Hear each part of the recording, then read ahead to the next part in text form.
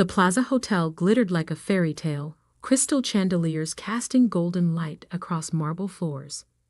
I adjusted my emerald silk dress, purchased specifically for today, my sister Olivia's wedding, and checked my reflection in a gilded mirror. The doorman had given me an odd look when I arrived, as if questioning whether I belonged in such an opulent setting. If he only knew. My phone buzzed with a text from Mom. "Where are you?" "The ceremony starts in an hour." I took a deep breath and headed toward the grand ballroom, the gift in my hand. A small, wrapped box felt heavier than its actual weight. Inside was a key, but not just any key.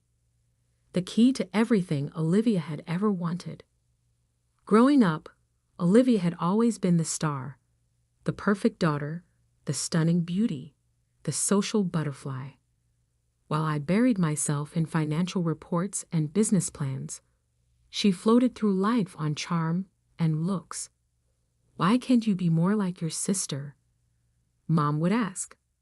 "Olivia never has trouble making friends." Now, at 28, Olivia was marrying Bradley Thompson IEV, heir to the Thompson Hotel Group.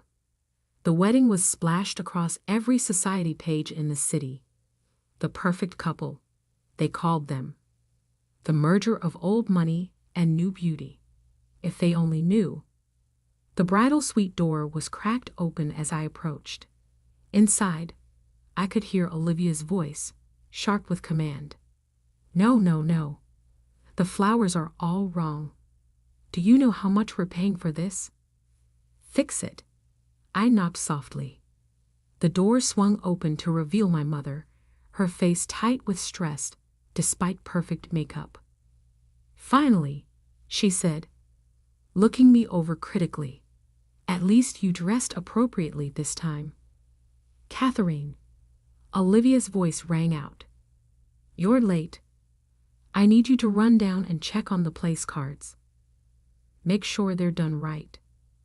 I bit back a response. Even on her wedding day, Olivia was giving orders. But I had long practice at keeping my thoughts to myself. The ballroom was a vision in white and gold, flowers cascading from every surface. I approached the welcome table where the place cards were arranged in perfect rows. The calligraphy was flawless, each name written in golden ink. I found my card near the back and froze. Instead of a table number, mine read, "Hallway seating, service entrance." "Oh good, you found it." I turned to see Olivia standing behind me, resplendent in her designer wedding gown. Her smile didn't reach her eyes. "There wasn't room at the family tables," she said sweetly. "You understand, don't you?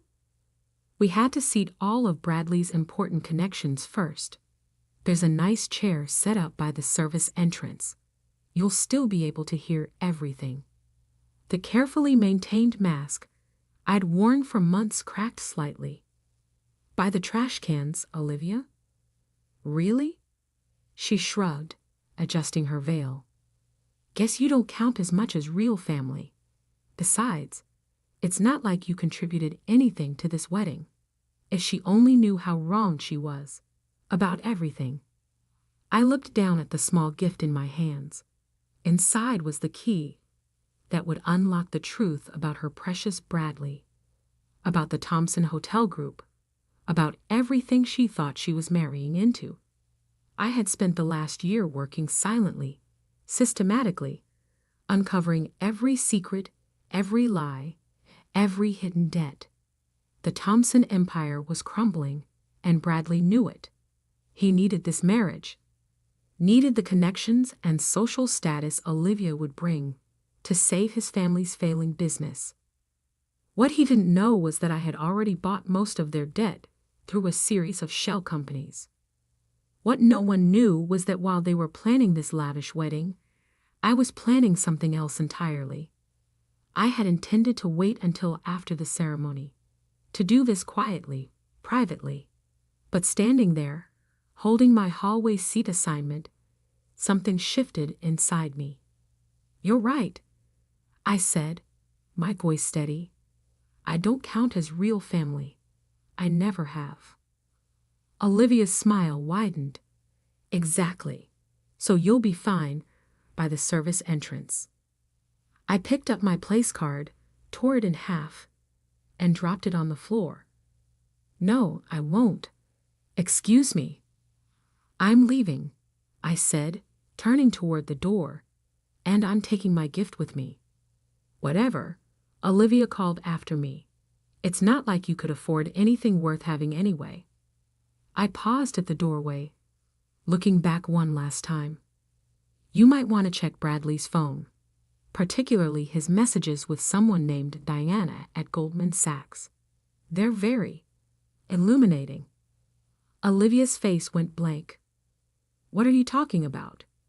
"Ask him about the leveraged buyout and the hidden debts, and why the SEC is investigating his father." The color drained from her face. "How do you? That's not." I smiled, a real smile this time. "Goodbye, Olivia. Enjoy your wedding, while you can." As I walked away, I could hear her heels clicking rapidly across the marble floor, no doubt rushing to find Bradley. In about 10 minutes, she would discover that his phone was locked, and he wasn't answering her calls. In 20 minutes, she would learn that Diana from Goldman Sachs had just sent an email to the entire Thompson board, detailing every fraudulent transaction she'd uncovered. And in 30 minutes, she would realize that her perfect wedding was about to become something else entirely. I stepped out into the sunlight, pulling out my phone. Time to set everything in motion. "Execute Plan B," I texted to my team. "And make sure the SEC gets those files within the hour." The response came immediately. "Already done. Thompson stock is starting to fall." I slipped into my waiting car, finally allowing myself to relax. The doorman who had questioned my belonging was now holding the door with careful deference. Word traveled fast in certain circles. As we pulled away from the plaza, I could hear sirens in the distance. Right on schedule. The real wedding gift was about to be delivered, and it wasn't the key in the small box I still held. It was the key to understanding that actions have consequences, that appearances aren't everything, and that sometimes the person you dismissed might just be the person who brings your whole world crashing down. My phone buzzed again. A message from Diana. "SEC agents just entered the plaza. Should I activate the final protocol?" I smiled, thinking of Olivia's face when she realized what was really happening. "Yes," I typed back. "It's time everyone knew the truth." The car turned onto Park Avenue as behind us. The perfect wedding dissolved into perfect chaos. My car had barely reached Madison Avenue when the calls started flooding in. First Mom, then Dad, then a stream of family members I hadn't heard from in years. I silenced them all, watching the city blur past my window as centuries of carefully maintained appearances crumbled behind me. "Turn on CNBC," Diana texted. I pressed a button, lowering the partition screen in the car. The financial news channel sprang to life, and there it was. Breaking news scrolling across the bottom of the screen. Thompson Hotel GROU under federal investigation. CEO ARRESTED on FRAUDCJRGE. My phone buzzed again. Olivia this time, her text almost incoherent with rage. "What did you do?" I could picture the scene unfolding at the plaza. SEC agents in dark suits moving through the crowd of bewildered wedding guests. Bradley being led away in handcuffs, his father already in custody in the hotel lobby. Olivia, still in her perfect white dress, watching her perfect day shatter like a crystal glass dropped on marble. "Miss Harrison?" My driver's voice cut through my thoughts. We're here. I looked up at the gleaming office tower that housed Harrison Global Investments, my company, though few people knew that. I'd built it quietly over the past 5 years, hidden behind layers of holding companies and proxy directors. Diana was waiting in the lobby, tablet in hand. Her sharp-souped and precise movements reflected none of the chaos we just unleashed. "The Thompson stock is in free fall," she reported as we stepped into the elevator. "Down 60% and still dropping. Our positions are exactly where we want them." I nodded. "And the evidence packets?" "Being delivered to every major news outlet right now. The full story will break within the hour." She paused. "Your family's reputation won't survive this unscathed." "They sacrificed that reputation themselves," I said quietly. "They just don't know it yet." My office occupied the top floor, its floor-to-ceiling windows offering a panoramic view of the city. I deliberately kept the space minimal. No family photos, no personal touches, nothing to suggest who really ran one of the city's most powerful investment firms. "Pull up the security feed," I instructed Diana. Multiple screens lit up, showing different angles of the Plaza Hotel. The chaos was spreading. Police cars lined the street. Reporters were arriving in waves, their cameras flashing like strobe lights. And there, in the middle of it all, was my sister. Olivia's perfect composure had cracked. Her veil was askew, mascara tracking down her cheeks as she screamed at anyone who would listen. Mom stood beside her, face ashen, while Dad argued with what appeared to be federal agents. "Your sister's trying to call again," Diana noted. "This time," I answered. How could you?" Olivia's voice was shrill, hysterical. "Wow, you've ruined everything." "No, Olivia," I replied calmly. "I just exposed the truth. Bradley's family has been running a Ponzi scheme through their hotels for years. They were using your wedding, your connections, to bring in new investors before everything collapsed. You're lying. Bradley loves me. Bradley loves your social status and your father's contact list. Check your phone. I just sent you proof.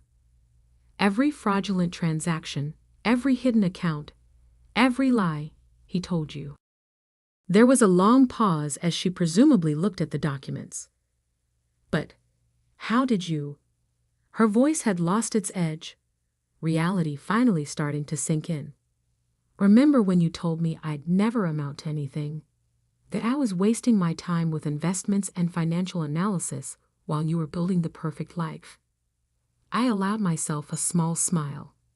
It turns out all that boring work gave me exactly what I needed to see through Bradley's facade. "The SEC," she whispered. "That was you. I've owned most of Thompson's debt for months. I knew everything, Olivia.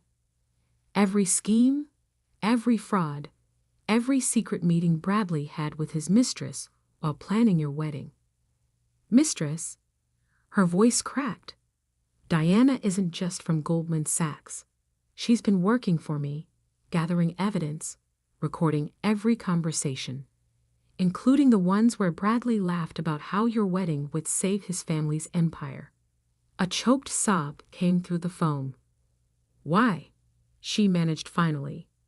"Why today? Why not tell me before? Would you have believed me? Or would you have run straight to Bradley, warning him, letting him hide the evidence?"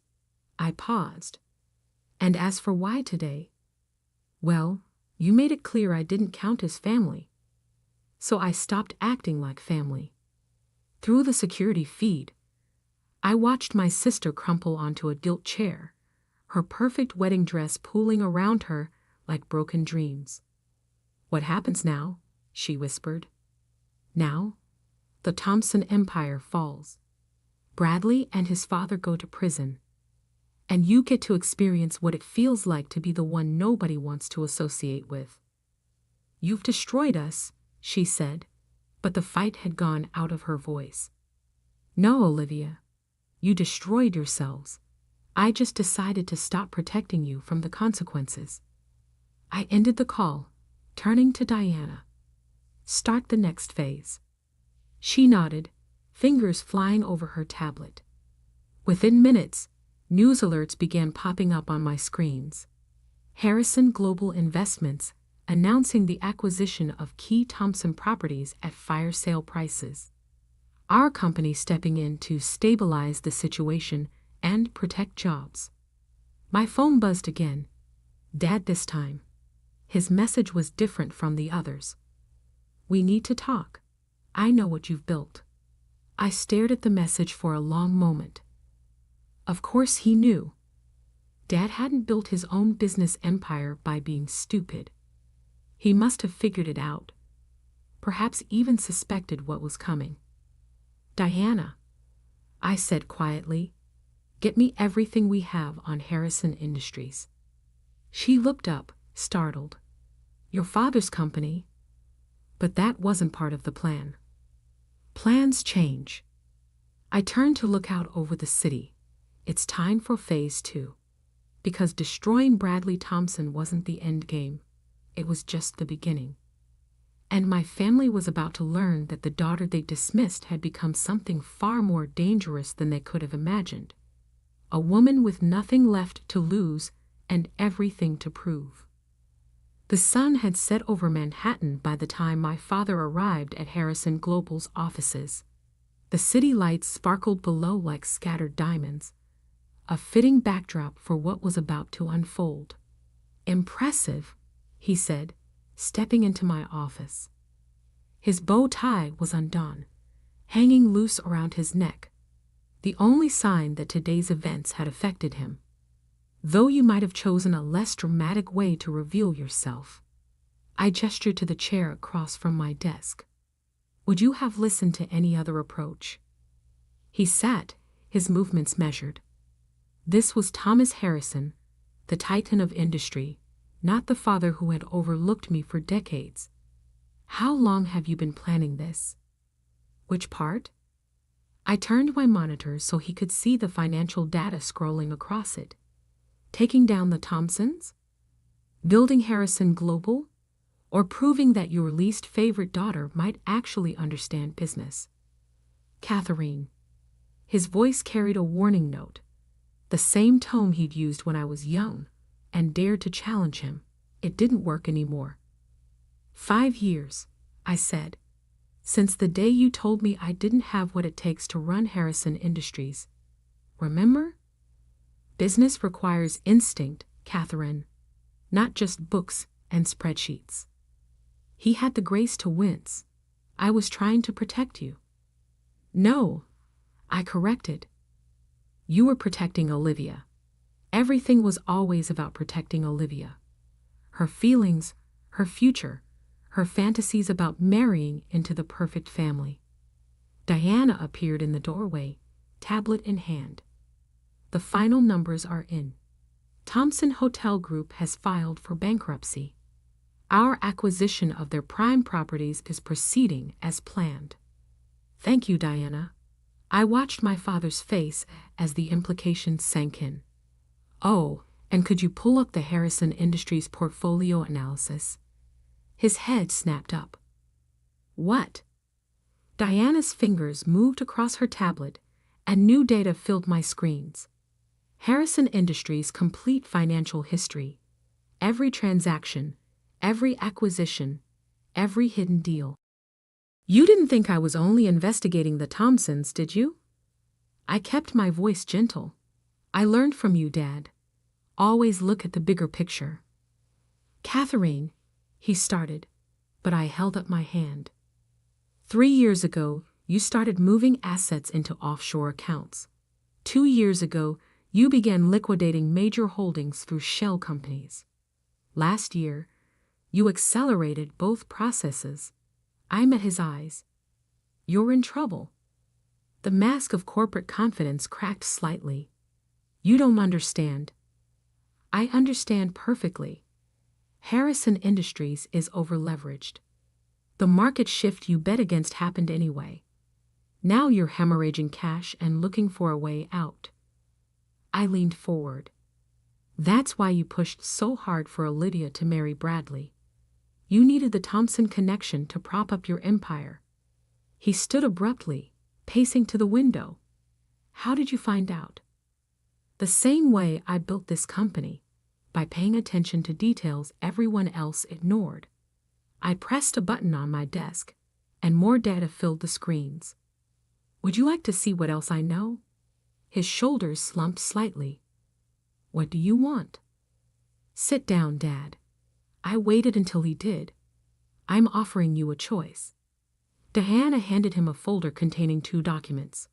He opened it slowly, reading with the careful attention that had made him successful. A merger? He looked up sharply. You want to acquire Harrison Industries. Option 1. Harrison Global acquires your company at fair market value. You retain a position on the board, your employees keep their jobs, and the Harrison name stays intact. I paused. Option 2. I release everything I've found to the SEC, and you face the same fate as Bradley Thompson's father. You wouldn't. I just destroyed my sister's wedding and had her fiancé arrested. Do you really want to test me? He stared at the documents for a long moment. And your mother, Olivia, will be taken care of. The merger agreement includes provisions for both of them. I softened my tone slightly. I'm not cruel, Dad. I just wanted you to see me. Really see me. I see you now, he said quietly. God help me. I see you. He picked up the pen Diana had placed before him, then paused. The timing of all this, Bradley, the wedding, this offer, you planned it this way, didn't you? I smiled. Like you said, business requires instinct. He signed. As Diana whisked the papers away for processing, my father remained seated, looking somehow both older and more alert than I'd ever seen him. What happens now? He asked. Now, you go home to Mom. Help her understand that her world hasn't ended, it's just changed. Help Olivia realize that there's more to life than appearances. I stood. And tomorrow you come back here, and we begin the process of saving everything you built. And you. For the first time, there was genuine curiosity in his voice. What do you get out of this? Besides control of one of the largest private investment firms in the city? I walked to the window, looking out at the empire I'd built while everyone was watching Olivia. I get the satisfaction of knowing that the daughter you underestimated now holds the key to your survival. He joined me at the window. I was wrong about you. Yes, I agreed. You were. As if on cue, my phone buzzed with a news alert. Harrison Global announces acquisition of Harrison Industries. Markets respond positively. One last thing, I said as he turned to leave. That chair by the trash cans at Olivia's wedding? It wasn't just an insult. It was the final test. If she had shown even a moment of kindness, of real sisterly feeling. I shrugged. This might have played out very differently. He nodded slowly. She failed the test. They all did. Every time. I sat back behind my desk. Good night, Dad. I'll see you at tomorrow's board meeting. After he left, Diana returned with a stack of papers requiring my attention. The merger would keep us busy for months, but that was fine. I had always preferred working to socializing anyway. My phone buzzed one last time. A message from Olivia. I'm sorry. For everything. Too little, too late. But maybe, just maybe, some good would come from all this. Maybe my sister would learn what I had known all along. That true worth isn't found in perfect weddings or social connections, but in what you build with your own hands and mind. I turned back to my work, the city lights twinkling below like stars. The daughter they hadn't wanted at the wedding now owned their future. The sister they had seated by the trash now controlled their fate. And I wasn't done yet. Not even close. Because success isn't just about proving others wrong. It's about proving yourself right. And I had only just begun to show what I could do. Diana cleared her throat softly. The press is requesting statements about the merger. And your mother has been calling the office.